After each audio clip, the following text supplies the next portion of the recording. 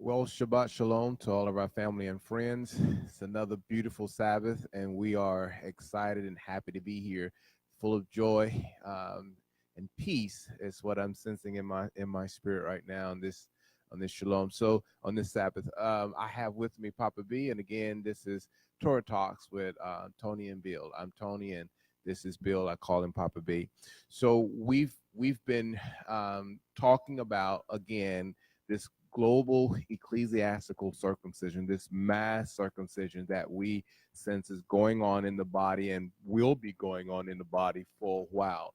It has always gone on in the body, and maybe we've not been able to really just recognize that that's what was happening, or maybe even put this verbiage to it. We feel like this verbiage is something the Lord's given us to kind of help people understand what's going on and what's been going on. One of my favorite parts of this that has come out so far is the four revelation streams, or those four releases I call, or those four prophetic things that God does to bring us into alignment, to help us get into this stream and this flow of His good pleasure. Abba is so good to us. He is so good to us. Even in the circumcision, I see that as the goodness of the Lord, the mercy of the Lord. And so that's one of my favorite things is the methodology, if you would, the way He circumcises us. He's so good at this. He's so good at getting us there and causing us to be present where we are. We have a lot of people that we are associated with, that we connect to. I remember, and I'll go to this as we lead into this. I was transitioning in my life on my job or wherever I was transitioning, and I was talking to you about it. And one of the things that you said was, "Hey, you're going to be watched, right? This is, because we was in that time we was talking about your light shining, right? And you're going to be watched. It's important that you stay in tune with Abba, that you flow with Him, because people are going to watch your process and watch your transition. And what I know about that is that's really who we are. That's our assignment in the earth. It's okay to be watched. We watch television and we watch all the other stuff that comes out of this secular world, and we accept the things that we see there as sometimes being real, right? We accept what is portrayed on television as being real. This is real. But what's real is what the Lord is doing, what He's saying, what He's speaking into our lives, how He guides us. That's real. And to have a people on the stage that He can model through, that He can speak through, that He can release his desires and pleasures through, that's more real to me than all the other stuff that we interact with in our secular world. Before we move into these other areas of operation, I want you to talk a little bit more about, or go back and bring us into this next one, which is the mind, I believe is where we're going. I want you to go back and talk about the stomach, the taste, just a little bit more as a segue into talking about the area of the mind. Yeah, the this mass circumcision to become visible as a community, as a people, more than just individually shining a spotlight as a solo, soliloquy or some sort of a special act by ourselves. This is not just us. This is about how we fit into a greater plan. And so there's marking the mass, we call it a mass circumcision, the cutting of the flesh that is common and consistent and visible through a thread of people. More than one person has had his flesh circumcised, his excess flesh cut off, his wild growth trimmed. We're seeing it as a common denominator factor among a lot of people. So this whole mass circumcision idea is about building the people of God and seeing the people of God arise and making them manifest and visible. The sons of God, may they be manifested, this aspect of things. And it require this fleshly circumcision to be similar in appearance and in banner to among each other people, different races, different classes, different economic groups, different social groups, different geographical regions. There will be things in common, and there will be that there's an obvious circumcision that's taken place, a cutting back of the flesh in certain areas. Now we have talked about many areas already, and these areas don't just apply to the physical circumcision that we read about or think about. That is a covenant sign. And every covenant sign, the circumcision was a covenant sign for Avram and for all of his descendants. It is an individual covenant sign. Each of us, it marks us in our flesh that we have surrendered that part. But it is like if you have a file on your desktop, just a folder on your desktop. It says something, but what's inside of it is what matters. When you open up the file folder and you begin to check the contents of the file folder, so it is with our individual circumcision. Now, the issue of if we've had our excess flesh cut apart individually, now open it up, and how does our life respond to it? What are the various different documents that prove that this really is a file that we have had our flesh cut away from us by the 4 revelation streams, the 4 waters, the 4 laser beams of God? And so we talked a little bit last week about stomach and appetite and that desire to eat and drink and imbibe substances. We could just go that route, okay, including what you smell, what you sniff, including what you like to listen to, what you like to hear from your ears, from your different senses. How your senses are an evidence that you are part of a people that has been trimmed for fruitfulness by God. Now, this issue of the stomach and the appetite, it's old, it's ancient. I mean, the first instruction that God gave to mankind had to do with what you will and will not put in your mouth, what you will and will not take into your. This was the initial call to circumcision. Of all the trees of the garden, you may freely eat to your delight, basically, to the extent you desire. But of the fruit of the tree of the knowledge of good and evil, Ra being what we call evil, and Tov being what we call good. Of the knowledge of that, of the fruit of the tree, do not eat of that tree, because you see, this will evidence the fact that you are actually in relationship with me, as opposed to being driven by your flesh, being driven by your appetites, being driven by what your body is crying out for or saying, or what your eyes are attracted to, or what your ears are tickled by, that you will not do that. It is a basic rule, basic concept, that if he cannot get our appetites and trim the flesh around our stomach's desires and our eyes' desires and our ears' desires, then we can't really be his. We can believe stuff about him, and we can try to do good stuff every once in a while. And we can try to follow a religious routine, and we can fit into a meeting schedule. But the world will never be able to look at us and say, oh, wow, that is a son of God. That's a daughter of God, because I can see how they have surrendered their flesh, their appetites, their urges, and they do the will of God. My favorite scripture right now, just popping in my head over and over again, is, Lo, I have come, O Lord, in the volume of the book that is written of me, to do your will, O God. I delight to do your will. Well, this is the level we're talking about. And so now every one of us has these challenges.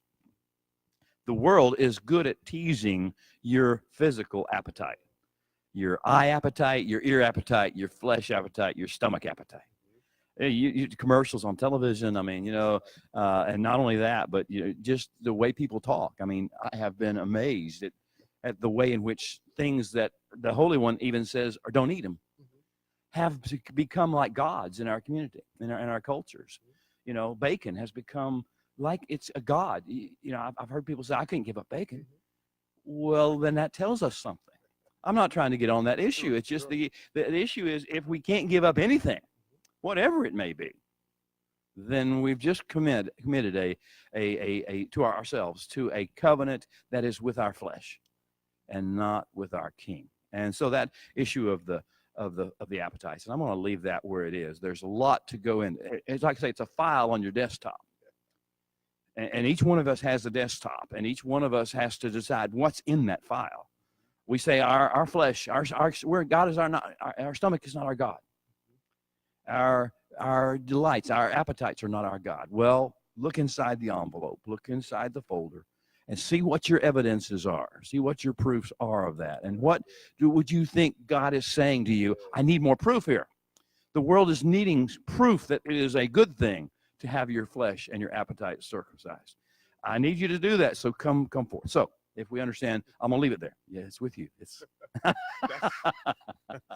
That's good stuff, and he's right. There's so much that could come out of that. There's so much revelation in that. The Lord's speaking to me right now. One of the things that as we move into the mind, I want to just touch on, and I don't want to get too far into this, but when I was on the ship, when my family and I went on the cruise, I just kind of made it my practice, I guess, every morning and every afternoon before I shut it down, to go out on the deck, on the balcony actually, and just kind of allow the ocean, the sea, to speak to me, right? To let the Lord speak through that. And so I would meditate on scriptures dealing with the sea and waters and things like that. But while I was out there, the Lord was speaking to me about this global circumcision, this mass circumcision, the goal of this moment in time. And there's something that I remember you were releasing. I want to say maybe a year or so ago, and it came out of this phrase, and it was there is a time coming, and there is a people arising. And I kept, and so that in and of itself, it was something that the Lord used to bring me to this next place. And it was out of Revelation chapter 19. His bride, verse 7, has made herself ready. And he led me to start looking at that preparation, how she prepared herself, right? And I won't get into all this, but one of the things he showed me is that this circumcision that's taking place, this mass circumcision that's taking place, is a part of the bride making herself ready, right? Getting prepared for the bridegroom. A part of that, and when we really launched this, there's so many, and I think I've told you guys this before. There's so many beautiful images here in this body. There's so many pictures and art and things like that you just got to see for yourself. And we welcome you to come in, take pictures, things like that. We've brought groups in and just let them look at the banners and take pictures. But one specific one that when we get ready to launch this bride has made herself ready, I want us to do it in front of what we call the chuppah. It's out of sight, out of your sight right now, but I want us to be able to bring that in, and I want Papa B and I to talk from that imagery, because we want you to see the beauty of what we talked about, the glory and beauty that's going to come forward. And that's what this circumcision is doing, is preparing us for a time when his people will come forth, where the bride will come forth, and she'll come forth fully prepared to be with the bridegroom, to be exposed, to have her beauty revealed to all of those who would see it. But a part of that is when the Lord was talking to me about this bride coming forth, a part of that preparation was he called her out of a place, right? So this circumcision prepares us to respond to that call, because like he did here in Revelation, he's doing in our hearts right now. And every time I hear Papa B talk about these different areas of operation, every time I hear it, there's something that he's disconnecting us from. There's something that we're being separated from in order that we step into this identity of ours. And a part of that is he's calling us out, right? There's a scripture, and then we'll go into this, Mike, because this is where I want you to, even if we just started, I want you to hear this about the mind. So this is why this is so important. So Shaul, Paul says, come out from among them and be ye separate, says the Lord. Right? This is come out from among. So be careful, because he's not necessarily talking about some physical location, in that you're going to leave the United States and you're going to live in Africa or Israel. It's not what he's talking about. But when you hear this on the mind, I think you'll get a better picture of what he means when he says, come out from among them. When you see the bride here in Revelation 19 being called out, being prepared for the bridegroom, I think you'll understand why, or you'll start to get a better picture of why this circumcision is so important, not just to us, but to him. Why is this so important to him and for us? And what will this look like? So at some point and this is not an easy thing to do. This is a beautiful artistry, but we're going to bring it over and we're going to sit in front of it and talk to you right out of that place, so that you can have that experience with us. And again, you're welcome. I'll give the address at the end of this, but you're welcome to come out and visit with us and kind of tour the area and see the beauty that I'm talking about.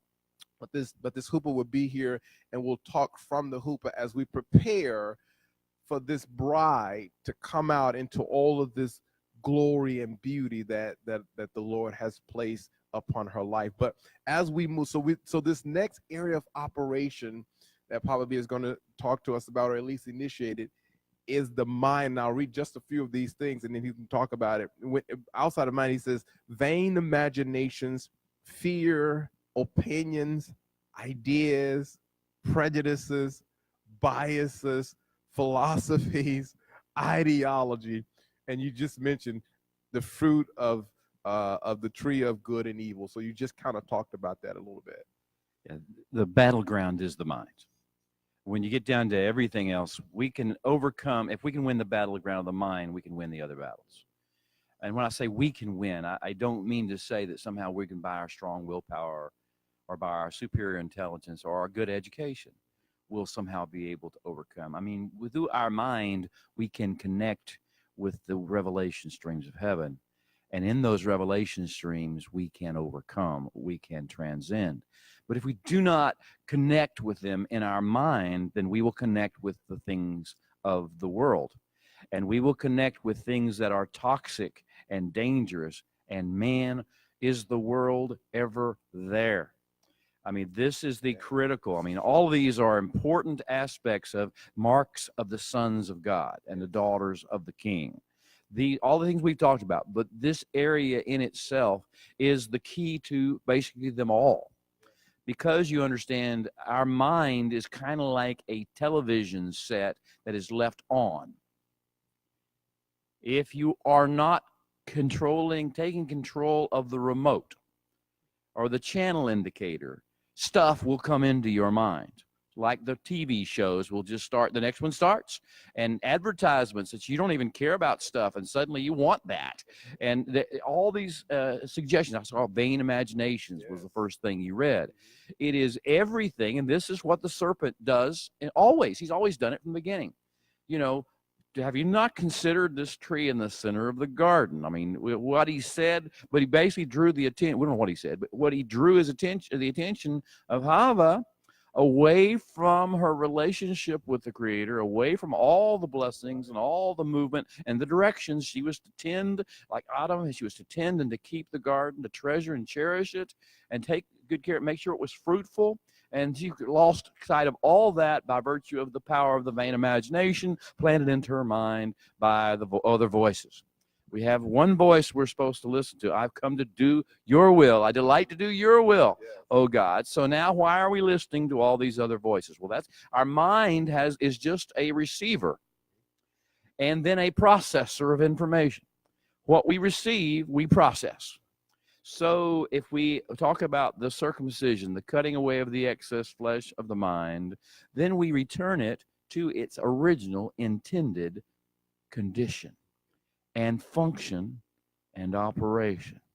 What was our mind designed to do? Do you understand why you were given this capacity? And then God breathed his own neshama, his own brilliance, encapsulated in his breath into your head, our heads as human beings, in order that we might think thoughts of creativity and beauty and majesty and healing and wholeness and wellness and shalom and joy, all the things that he has designed for human beings to bring to creation. That is what our mind is. It is a receiver and a processor of divine wisdom and revelation. Now, if we understand this is where the battleground is, because unfortunately we have a lot of other voices, a lot of other inputs plugged into our hard drive, and we are receiving messages from our flesh, our urges, our appetites, our desires, our likes, our dislikes. We're receiving messages from our culture of this is we're good, they're bad. That's where the bias and the prejudice stuff comes in. It's like we've forgotten the issue of thinking God's beautiful thoughts and processing his beautiful ideas. We are each given this capacity. This is a precious gift that God has given to us to be able to think thoughts that he gives, he pulses our way, to be able to release wisdom and knowledge and love and mercy and kindness into people's lives. And we pollute it with all sorts of stuff. Our flesh, our sensitivity. You remember talking about sensitivity. Yes. Flesh is the areas of sensitivity. Now we become sensitive to, that's my political viewpoint. I hear that, or that is not my political viewpoint. I don't like that. This is not my ideology. This is not my philosophy. This is not my religious background. This is not my halakha in Jewish mindset or orthodoxy in Christian mindset. This is not the way we do things. And then now our flesh, our overly sensitive, overgrown flesh, is processing everything through the lens of how it feels to my mind, to my corrupted mind, as opposed to what is the beautiful message that God has for this circumstance, this situation, this person, this time in creation, this geographical area in which we are, this beautiful, beautiful opportunity we have to release the kingdom of heaven. That's the circumcision. To go back to that, cut away everything that's excess, everything. That's why, we push sometimes a little hard on this issue, right? This time of year, it's so important. You realize that the tree that we were not supposed to eat of, because it was outside the kingdom's viewpoint and perspective, is the fruit of the knowledge of Tov Urah, this issue of that which would make my flesh feel better, that which would or would not make me more happy in our minds as we think it independently of God, make ourselves have more pleasure, less pain.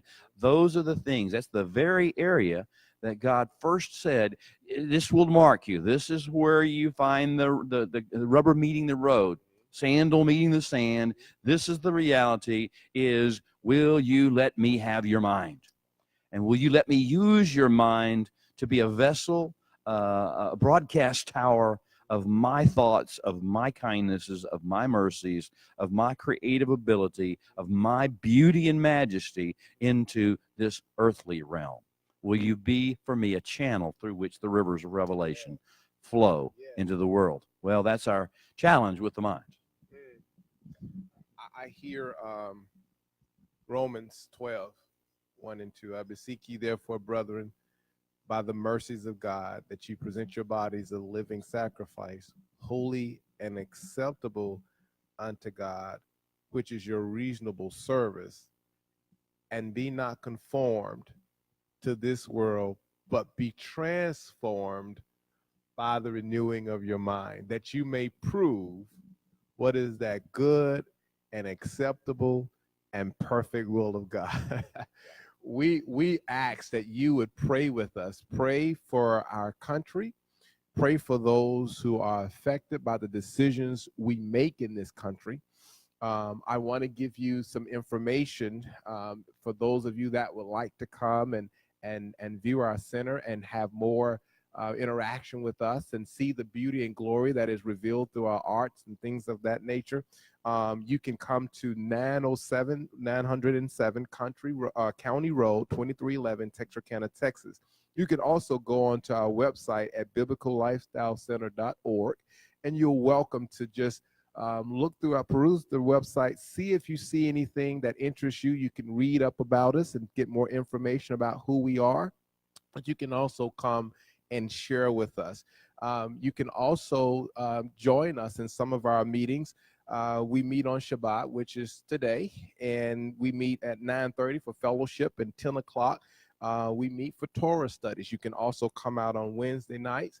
That's where you'll get a chance to interact with Papa B and the rest of us. You'll learn some things concerning biblical revelation. Abba will speak to your heart, hopefully, and you will enjoy those moments. Again, we're looking forward to the bride making herself ready. She is being prepared for the most glorious day in her entire existence. And Papa B and I are going to try and talk to you from that picture. We're going to bring the hoopah over. We're going to sit in front of the hoopah. We want you to share this love story with us when we start talking about the bride and how she makes herself ready and how circumcision is a part of that preparation. Listen, until next time, Shabbat Shalom.